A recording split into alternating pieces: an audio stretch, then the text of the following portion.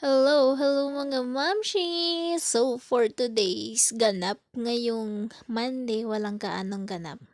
Dahil nga maulan pa rin at hindi kami makalabas.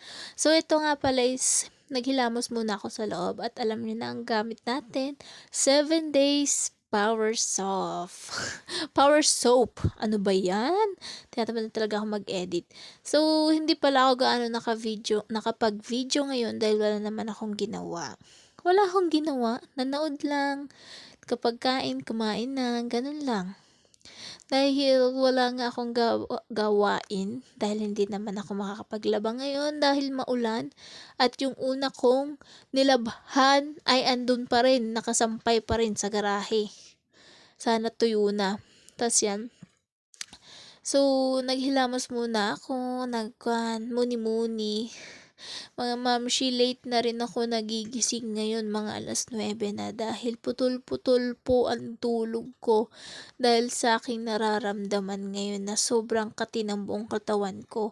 Ewan ko ba kung side effect ito nung nagpa-inject ako for family planning for my implant. Kaso kailangan ko pang ipa-check up kung ito ba yung talaga yung dahilan.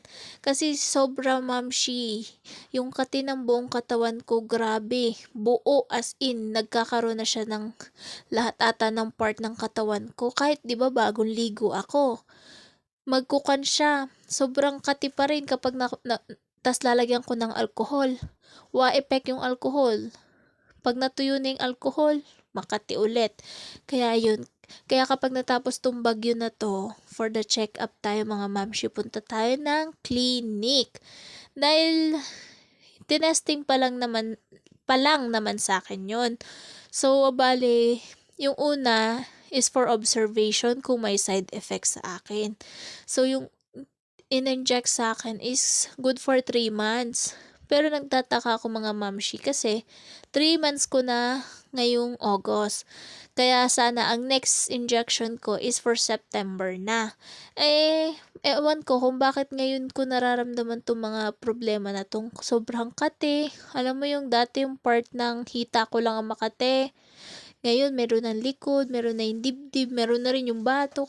Hindi ko alam kung bakit. Kaya kailangan natin magpa-check up na. Kasi baka side effect nga nung injection ko. Kaya yun mga mamshi. Tas dahil dito sa kati na to, nagigising ako ng mga hating gabi. Hindi ako makatulog agad. Kaya puyat din talaga ako. Tas ito, nagsaing muna ako for our lunch. Kasi nagluto na si daddy ng ulam. Kanin na lang ang kulang. So, yan, no. Tas yan, nanonood sila daddy, sila Tito Tani. So, ito si Baby Tobig. Lalaro kami. O, diba? Larong-laro ang baby. Ang baby Toby. Gusto niya nilalaro siya. Ang gwapo-gwapo kong anak. Buti na nga lang hindi siya kinakati or what. Ako lang talaga, as in. Kasi nung lumipat kami dito, hindi naman agad ako kinati nung first week. Ngayon lang talagang week, tas mga last week ganun.